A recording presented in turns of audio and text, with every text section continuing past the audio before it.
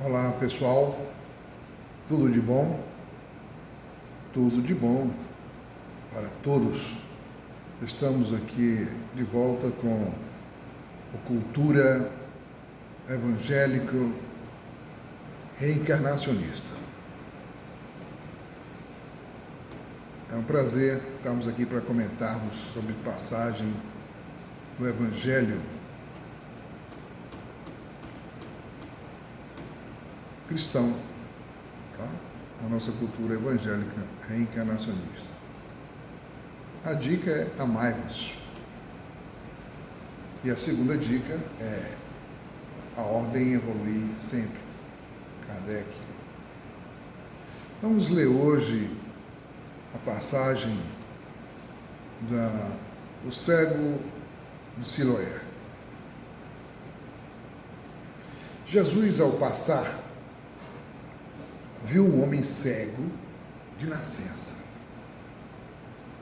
Perguntaram-lhe seus discípulos: Mestre, quem pecou para que este nascesse cego, ele ou seus pais? Respondeu Jesus: Nem ele pecou, nem seus pais. Mas isto se deu para que as obras de Deus nele sejam manifestas. É necessário que façamos as obras de quem me enviou enquanto é dia. Vem a noite, quando ninguém pode trabalhar. Estando eu no mundo, sou a luz do mundo. Tendo assim falado e fazendo lodo com saliva, explicou nos olhos do cego, dizendo, aplicou aquela mistura de terra com saliva sobre os olhos do cego, dizendo, vai lavar-te no tanque de Siloé. Siloé quer dizer enviado.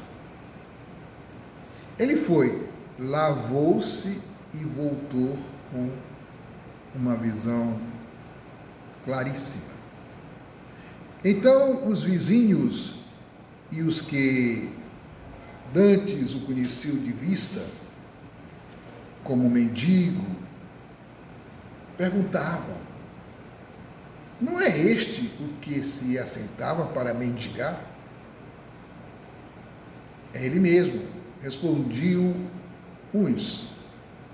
Não é, mas é parecido com ele, diziam outros. Porém, ele dizia, sou eu mesmo. Perguntaram-lhe, pois, como te foram abertos os olhos?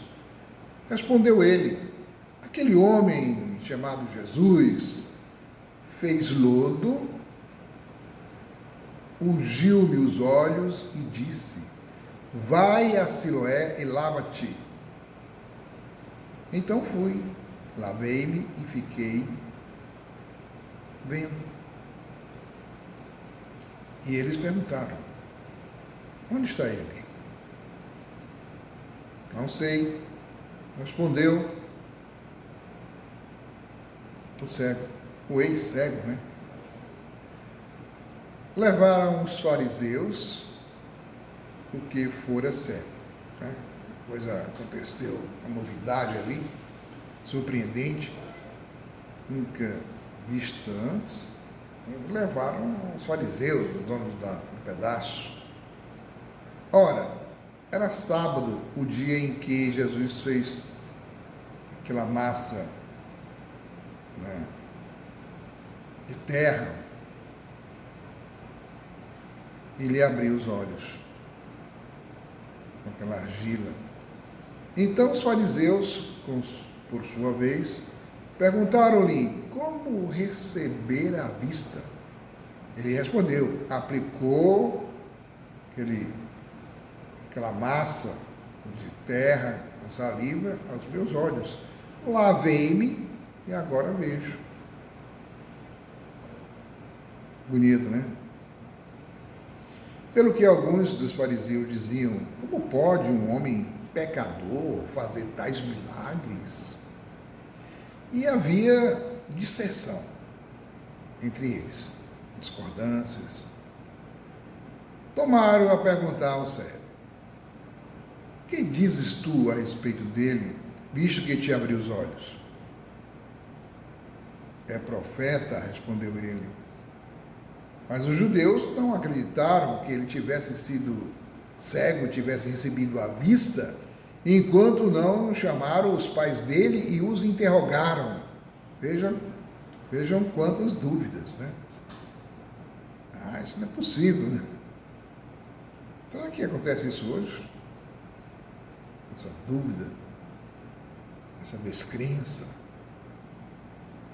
É vosso filho que vós dizeis ter nascido cego? Como, pois, vê agora? Responderam os seus pais: sabemos que este é nosso filho e que nasceu cego, mas como agora vê, não sabemos, ou quem lhe abriu os olhos, nós não sabemos. Interrogai-o, já tem idade, ele mesmo falará por si.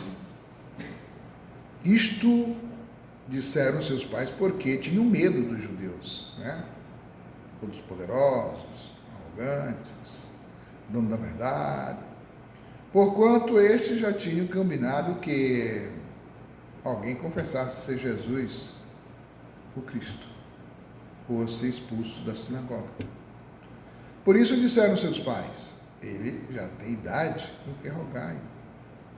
Então chamaram pela segunda vez o homem que fora cego e lhe disseram: dá glória a Deus, nós sabemos que este homem é pecador. Ele respondeu: se é pecador, não sei. Uma coisa sei, eu estava cego e agora vejo.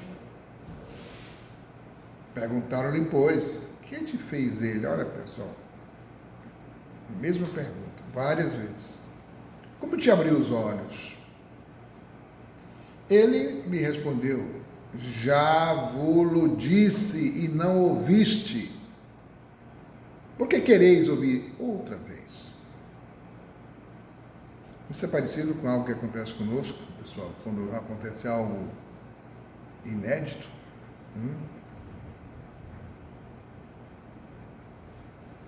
Porventura quereis também vós tornar-vos seus discípulos? Quer dizer, o ex-cego deu uma cutucada boa aí, hein? E injuriaram-no e disseram: discípulo dele és tu, mas nós somos discípulos de Moisés. Mas este, não sabendo de onde ele é, respondeu-lhes o homem: maravilhoso que não saibais de onde ele é. E contudo ele me abriu os olhos.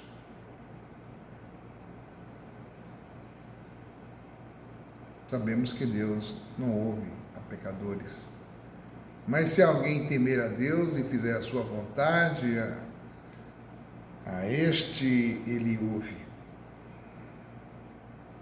Desde que há mundo, nunca se ouviu que alguém abrisse os olhos a um cego de nascença. Se este homem não fosse de Deus, nada poderia fazer. Eles lhes replicaram: tu nasceste todo em pecado e nos está ensinando. E lançaram-no fora. Os sabe-tudos da vida aí não aceitam que uma sabedoria maior possa vir de um homem comum, da classe pobre, digamos assim, ou da desconhecida, ou da classe desvalorizada, ou que não estão incluídos, admitidos em ordens especiais, né? Então, descartaram, confirmando aquilo que a gente costuma ouvir, que prova não convence a ninguém, o que convence é a sua capacidade de compreender. Soube Jesus que o haviam lançado fora. Então Jesus soube que ele foi repudiado, aquele homem que tinha ficado curado da cegueira. E encontrando-o, lhe perguntou: crês tu no Filho do homem? Quem é ele, Senhor, para que eu creia nele? Respondeu o ex-cego. Disse-lhe Jesus: já o viste, e é ele quem fala contigo. E ele disse: creio, Senhor, e o adorou. Jesus prosseguiu: eu vim a este mundo para um juízo, a fim de que os que não veem vejam, e os que veem se tornem cegos. Ouvindo isto, alguns dos fariseus que estavam com ele perguntaram-lhe: porventura somos nós também cegos? Respondeu-lhes Jesus: se fosseis cegos, não teríeis pecado algum. Mas agora dizeis: nós vemos. Fica subsistindo o vosso pecado. A vida de Jesus é uma lição extraordinária, né, pessoal? Fonte de ensinamentos inesgotáveis que jorra para a vida eterna. Só por ela seremos capazes de nos fortalecer para o cumprimento dos desígnios divinos. Todos os mestres da terra têm errado e continuam a errar. Só Jesus falou a eterna verdade, que irá sendo assimilada à proporção que crescemos no seu conhecimento e à medida que as graças de Deus abundarem em nós. Jesus passava e viu um homem que era cego de nascença, e logo que viu o cego, conheceu tudo. Pela natureza da cegueira, conheceu não só que o cego o era de nascença, mas também que seus pais não haviam pecado para que o cego assim nascesse. Isto é, que a mazela, entre aspas, não era hereditária. Conheceu mais o médico excelente que a cegueira desse homem não provinha de pecado que ele houvesse cometido, mas antes que aquela enfermidade, longe de ser um castigo, era uma graça de Deus para que suas obras fossem manifestas. 3 coisas podemos supor deste trecho que acabamos de comentar, de ler. Primeiro, que a cegueira de nascença é produzida por pecado dos pais.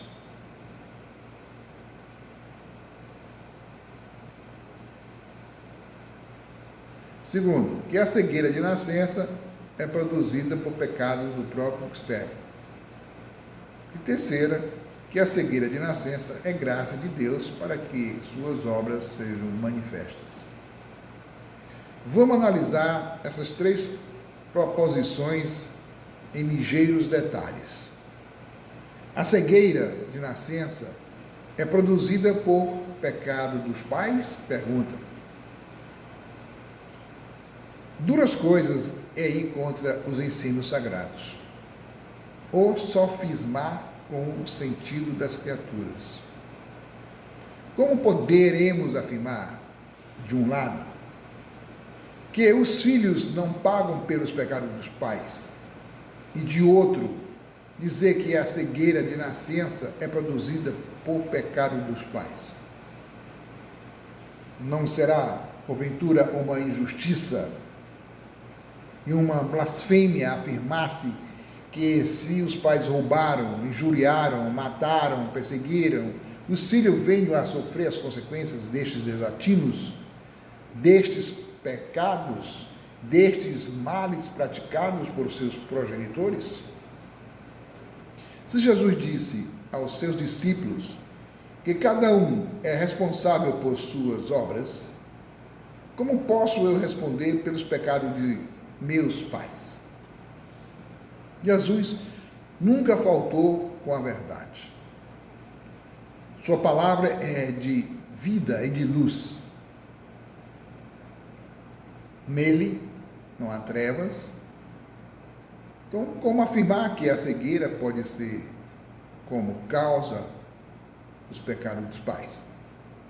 Está escrito no trecho do Evangelho que acima transcrevemos que, havendo os apóstolos perguntado ao mestre quem pecou para que este homem nascesse cego, ele ou seus pais?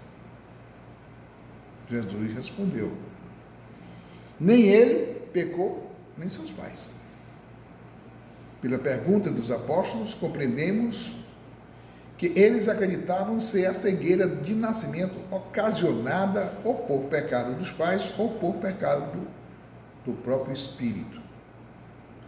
E pela resposta de Jesus lhes deu, também podemos compreender que essa crença não era destituída de fundamento, porque se fosse Jesus que eles estavam ensinando, que era o mestre de todos eles, lhes diria: errais no vosso pensamento, porque o pecado dos pais não pode cegar os filhos, assim como ninguém pode pecar antes de nascer. Mas Jesus não lhes disse isso.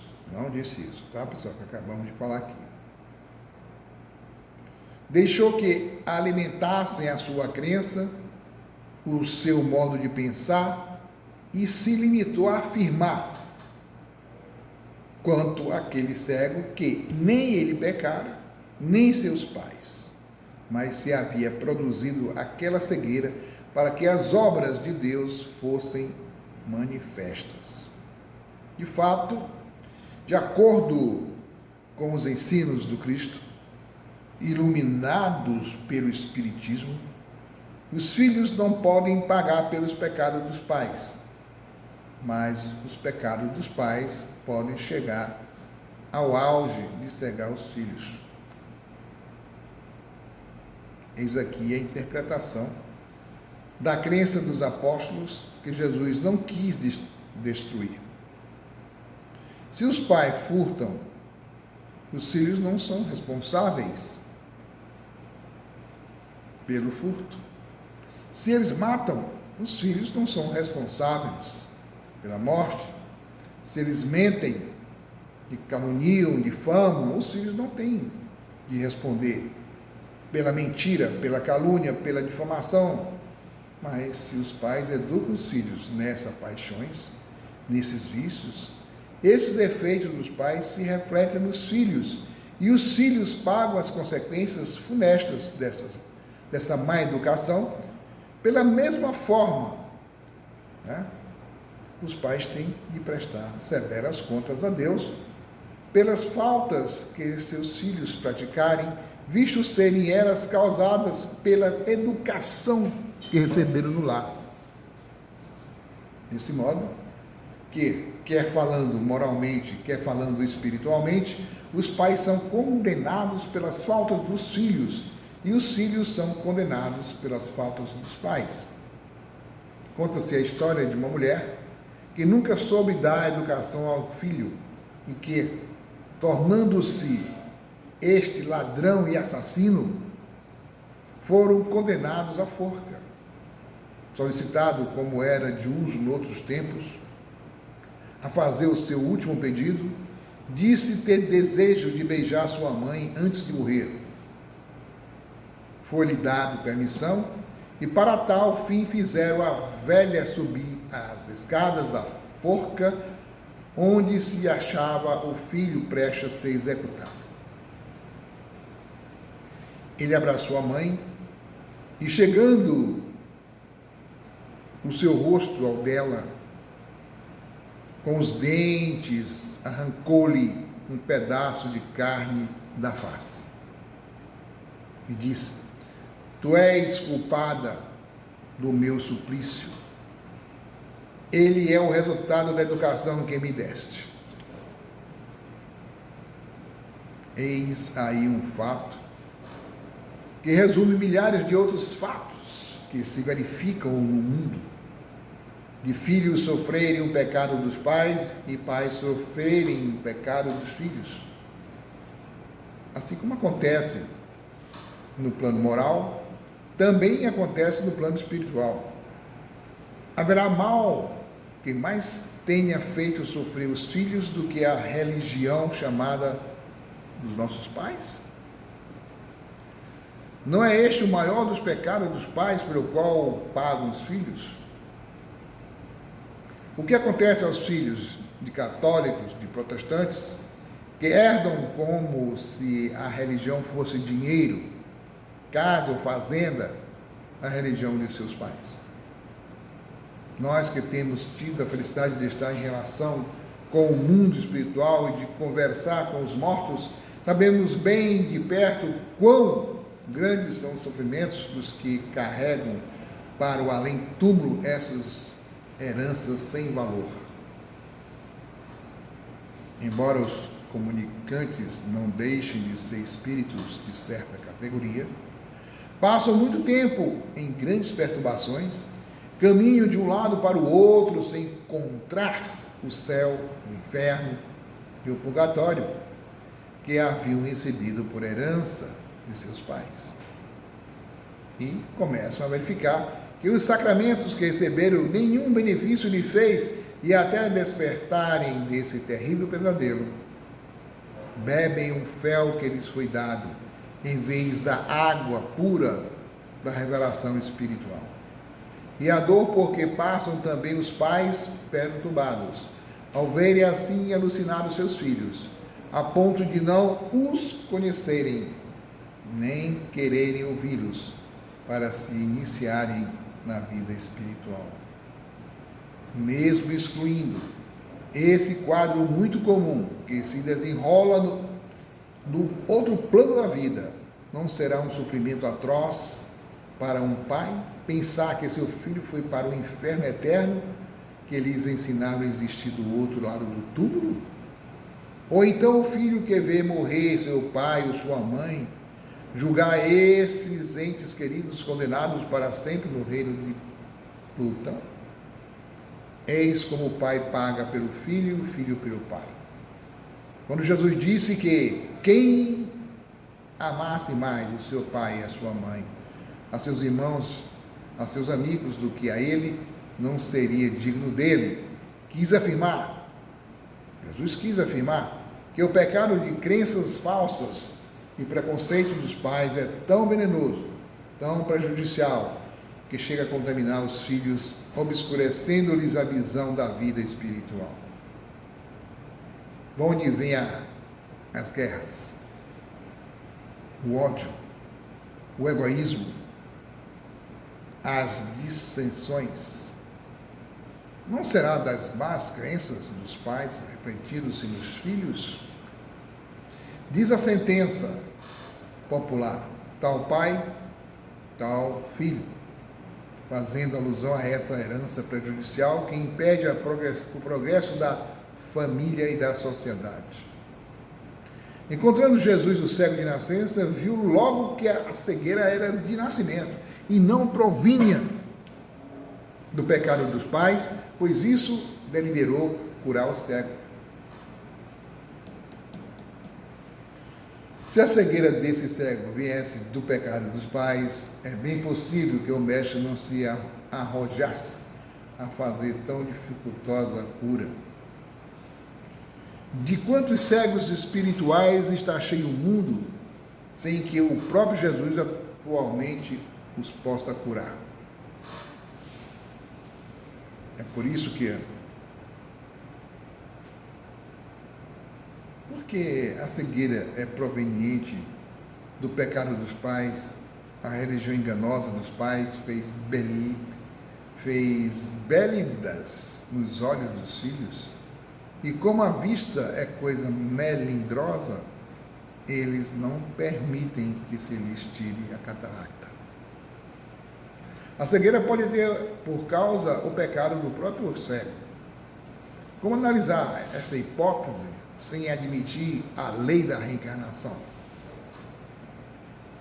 Como pode Deus criar uma alma pecadora e por ter pecadora condená-la à cegueira? Admitindo uma única coexistência, né? Se admite uma única existência terrestre para cada indivíduo, não se explica porque uns nascem cegos, outros surdos, outros aleijados, outros idiotas, outros estúpidos, ao passo que outros são sadios e inteligentes. As religiões dominantes não explicam essas anormalidades. Encarando-se a questão em face da filosofia reencarnacionista, aquilo que parecia hipótese, o viver muitas vezes na Terra, torna-se realidade. Chega-se à conclusão de que o espírito já existia antes do nascimento do corpo e continua a existir depois da morte desse mesmo corpo e, por uma série de vidas sucessivas, se vai aperfeiçoando, passando por provas necessárias no seu progresso e adquirindo conhecimento indispensável à sua evolução.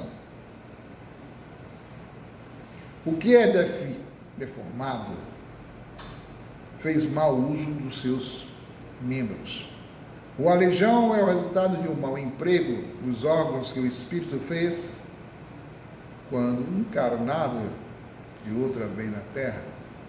A língua foi dada ao homem para falar bem. Se ela falar mal, estará desviando o seu itinerário e paralisar-se-á um dia, como a locomotiva fora dos seus trilhos. Os olhos são duas luminárias para guiar o corpo, como diz o Evangelho. Se eles não desempenharem esse mistério, se escurecem. Entretanto, este pecado é mais fácil de extinguir-se do que o outro. Esta cegueira é mais fácil de ser curada do que a outra, que resulta do pecado dos pais, porque quando foi o próprio cego que pecou, o pecador é um só. E quando foram os pais que pecaram, os pecadores são três: o pai, a mãe e o filho. O pai porque ensinou, a mãe porque confirmou, o filho porque aceitou e referendou o pecado, passando-o à sua descendência.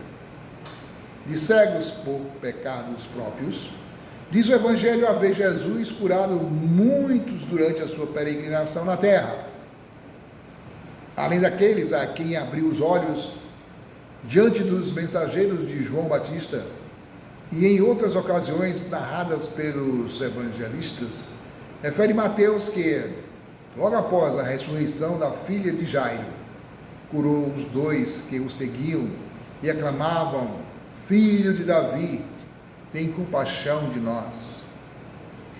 Quando Jesus passava na estrada de Jericó, outros dois chamavam: Filho de Davi, tem misericórdia de nós. E o Divino Mestre fê-los recuperar a vista. Passemos à terceira hipótese. A cegueira de nascença é graças de Deus, para que suas obras sejam manifestas. Todas essas doenças incuráveis que Jesus curou durante a sua passagem por este mundo são graças de Deus.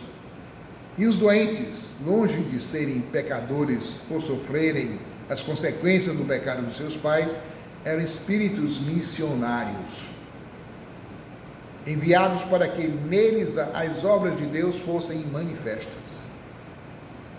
Foi isso que Jesus quis dar a entender quando curou o cego de nascença e disse, em primeiro lugar, quem nele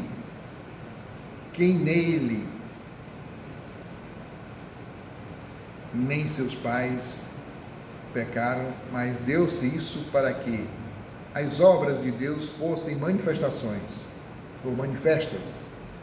E em segundo lugar, quando mandou o cego lavasse na piscina de Siloé. Siloé quer dizer enviado. E mandando Jesus lavasse o cego naquela piscina, quis mostrar aos seus discípulos e aos mais que assistiam à cura, que aquele cego era enviado para que as obras de Deus fossem manifestas publicamente por seus intermédios. Passemos agora ao cego propriamente dito. Exame feito no cego. Jesus passou, viu um homem cego, viu que a causa da cegueira não era pecado próprio do cego, nem de seus pais. Viu mais, que a cegueira, em vez de ser treva, era luz, e deliberou curar o homem, porque curando-o, as suas obras de Deus seriam manifestas.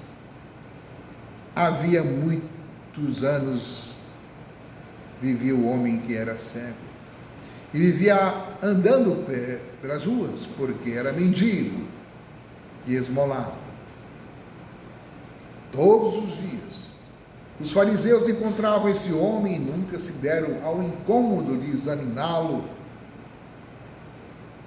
nem de tentar curá-lo. Foi preciso que os vizinhos do cego levassem à sinagoga, à igreja, para ser examinado pelos sacerdotes dos farisaísmo, que, apesar de todos os testemunhos de cegueira, não quiseram crer que o homem tivesse sido cego de nascença. Inquiriram as testemunhas, mas não creram nas testemunhas. Inquiriram os pais do cego e não acreditaram nos pais do cego. Inquiriram o cego e não acreditaram no cego. Finalmente, por causa de todas as informações e afirmações, o cego foi expulso da igreja. Sabendo Jesus disso, deliberou dar uma lição aos fariseus, pois era mister fazer a obra de Deus resplandecer ainda com mais intensidade. Chamou então o que fora cego e lhe perguntou: Crês tu no Filho de Deus? Quem é ele, Senhor? Perguntou o cego. Sou eu que falo contigo. Respondeu Jesus. O homem que fora cego tornou a dizer: Creio, Senhor. E o adorou. Jesus então disse abertamente: Eu vim a este mundo para um juízo, a fim de que os que não veem, vejam, e os que veem se tornem cegos. Esta sentença mostra a justiça dos desígnios de Deus e a sua admirável sabedoria. O cego que era pobre, que mendigava despido de sabedoria, de aparatos, fora da igreja, foi curado. Viu Jesus, afirmou sua crença no Filho de Deus e o adorou. Os fariseus, que não eram cegos, que não eram pobres, que não mendigavam, que eram cheios de sabedoria terrena, que eram sacerdotes e estavam dentro das igrejas, viram Jesus, mas não creram em Jesus. Não o receberam e até o perseguiram e crucificaram. Que triste contraste entre os fariseus e o cego. E por que assim? Porque o cego se fez cego por amor à glória de Deus, para que a glória de Deus fosse manifesta, ao passo que os fariseus se fizeram videntes por ódio à glória de Deus, para que a glória de Deus não fosse manifesta. O que não via começou a ver, e os que pensavam ver se tornaram cegos. Cegos, completamente cegos. Cegos da pior espécie de cegueira, a cegueira espiritual. Moléstia que permanece na vida eterna. Tão cego eram os fariseus e tanto mais cegos se tornaram que chegaram ao auge de não mais se conhecer e de nem mesmo saber que eram cegos. Tal foi a confusão em que se achavam, que perguntaram a Jesus: porventura, somos nós também cegos? E Jesus respondeu-lhe, fazendo alusão ao cego de nascença a quem havia curado, porque não tinha pecado, e por ser necessária a manifestação das obras de Deus, se fosseis cegos, não tereis pecado algum. Mas o vosso pecado fica subsistindo, porque vós dizeis, nós vemos. Mas que viam os fariseus? Viam o mundo, viam as ruas, as casas, viam as coisas da terra, viam dinheiro, viam a lei, diz Paulo. É evidente que pela lei ninguém será justificado diante de Deus, porque o justo viverá da fé. Mas será isto verdadeiramente ver? Se assim é, qualquer asno também vê.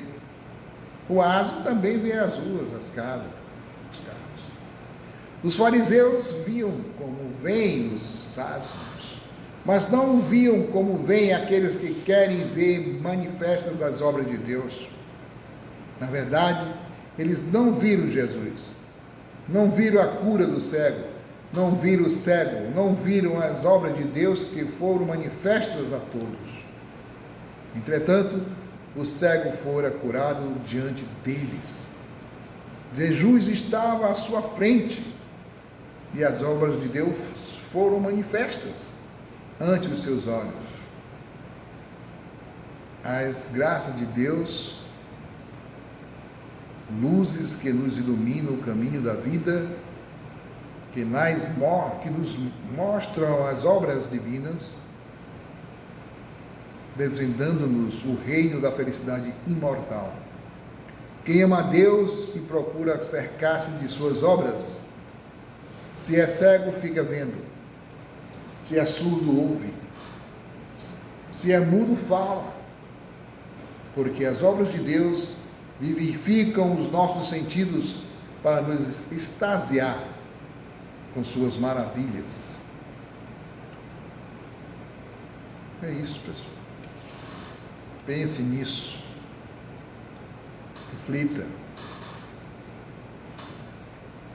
E siga a sua melhor opção. Tudo de bom, bênçãos, vida eterna.